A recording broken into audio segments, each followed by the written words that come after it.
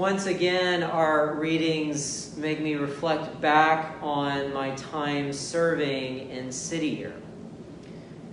And today, it made me think of one of the big tasks we were given as corps members.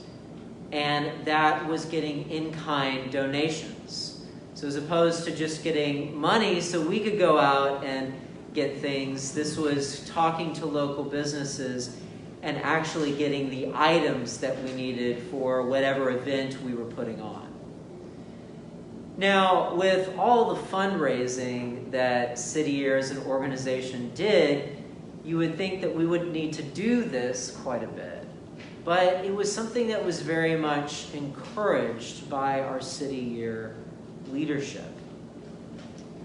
And that was in order to help us to develop skills of going out, of asking for the things that we needed. We did this from various things ranging from our corps-wide activities throughout the city and to the very things in our own schools. And in our own schools, it ranged from events that we held after school for the kids to helping out, providing breakfast for our faculty breakfast that we had at the school.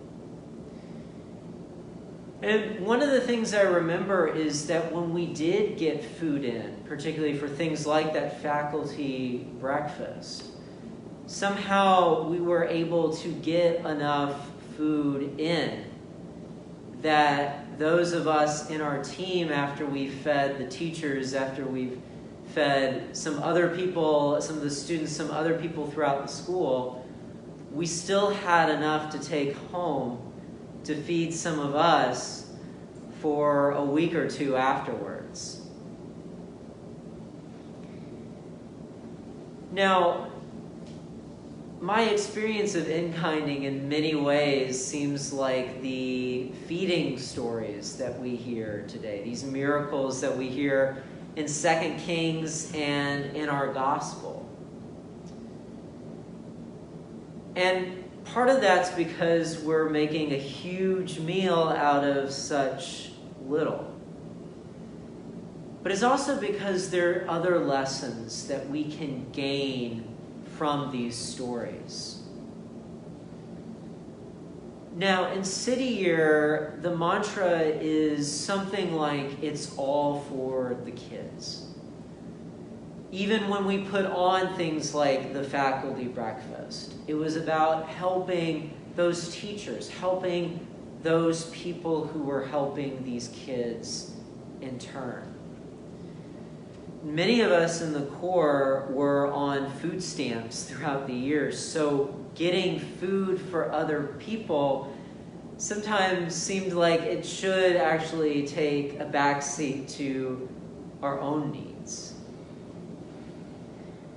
But that wasn't our focus, and that's not what we see in our readings this morning either.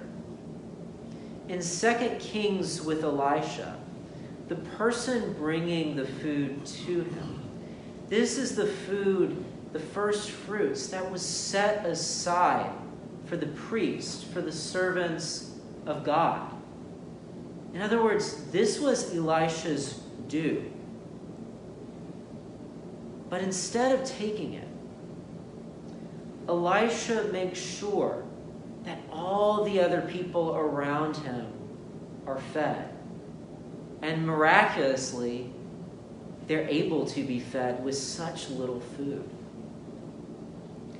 With Jesus, we see the same thing. There's this huge crowd, and as we've seen these past several weeks in our gospel readings, Jesus is constantly being hounded by people. And because of that, because he never can seem to get a break, because Jesus isn't asking for all these people to come and see him. I think we would understand if Jesus, and when they were all sitting down, when they were all getting ready to eat, just focused on making sure there was food for himself and the disciples, because there certainly wasn't food for everybody. or at least so it seemed. Because again, we have a miracle where with just a little bit, we end up with a whole lot. And that's the second lesson we gain from our stories today. That from a very little can come a lot. And that's whether you're in-kinding from local businesses. That's whether you're Elisha using the first fruits, your due, to feed others. And it's whether you're Jesus and his disciples feeding 5,000 people. A little can go a long way. So a little bit of work that we do in the church, the little bit of work that we can do to help spread the good news of Jesus Christ to the world, that little can produce a whole lot. And one of the ways we've seen that in this pandemic is through our use as churches of technology. When this pandemic hit, a lot of us didn't know what we were going to do. We weren't sure how we were going to still reach out to people. And we found that, like with this service, all it takes is just a cell phone with a good signal to still be able to spread that good news, to still be able to worship together as a community.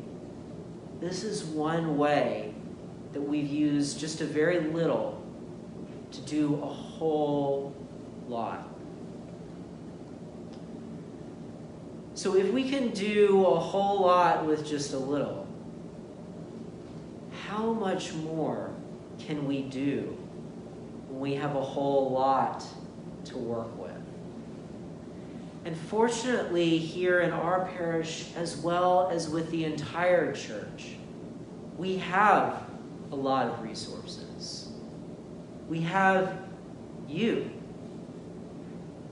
If each and every one of us here, if each and every one of us out in the world right now, if each of us took our own gifts and strengths and used them to help spread the word of God throughout the world, that very little that each of us can do will become a whole lot. So take this time during the summer to think through, what are your gifts? What do you have to offer? And it doesn't matter if it's a whole lot or if it's just a little. Because with that little, you can do great things, as we hear in our readings today. And if you take the time to think about how you can use your gifts to better spread the good news of Jesus Christ in the world, then when we come to the fall, when we come to Advent, when we come to the start of the new year, we will be able to do so much more than we could have even imagined. We will once again see a miracle. And in that miracle, we will see God working in this world.